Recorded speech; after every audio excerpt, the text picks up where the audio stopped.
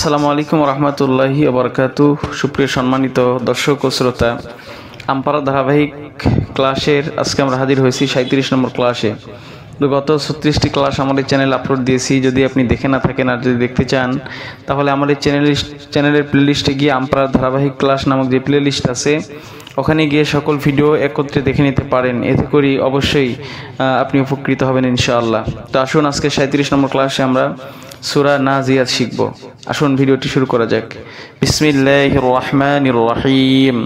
والنازعات غرقا والناشطات نشطا والسابحات سبحا فالسابقات سبقا فالمدبرات أمرا يوم ترجف الراجفة تتبعها الرادفة قلوب يومئذ واجفة أبصارها خاشعة يقولون أئنا لمردودون في الحافرة أئذا كنا عظاما نخرة قالوا تلك إذا كرة خاسرة فإنما هي جزرة واحدة فإذا هم بالساهرة هل أتاك حديث موسى إذ ناداه ربه بالواد المقدس طوى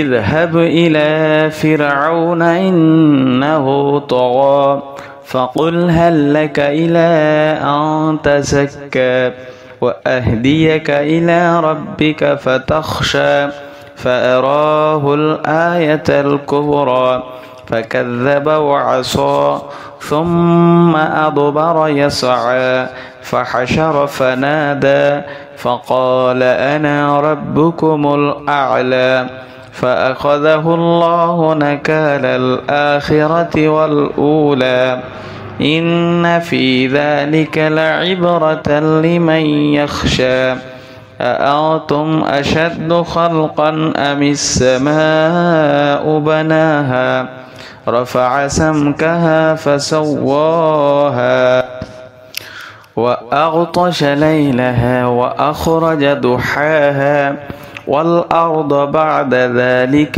دحاها أخرج منها ماءها ومرعاها والجبال أرساها متاعا لكم ولأنعامكم فإذا جاءت الطامة الكبرى يوم يتذكر الإنسان ما سعى وبرزت الجحيم لمن يرى فأما من طغى وآثر الحياة الدنيا فإن الجحيم هي المأوى وأما من خاف مقام ربه ونهى النفس عن الهوى فإن الجنة هي المأوى يسألونك عن الساعة أيان مرساها فيما أنت من ذكراها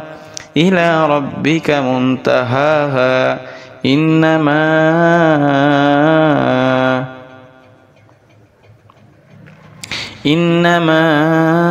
أنت منذر من يخشاها كأنهم يوم يرونها لم يلبثوا إلا عشية أو ضحاها সাদাকাল্লাহুল আযীম। তো সুপ্রিয় দর্শক, আজকের ভিডিওটি ছিল এই পর্যন্তই। ভিডিওটি যদি ভালো লাগে অবশ্যই লাইক কমেন্ট শেয়ার করবেন আর পরবর্তী ভিডিও দেখার আমন্ত্রণ রইল। ধন্যবাদ। আল্লাহ হাফেজ।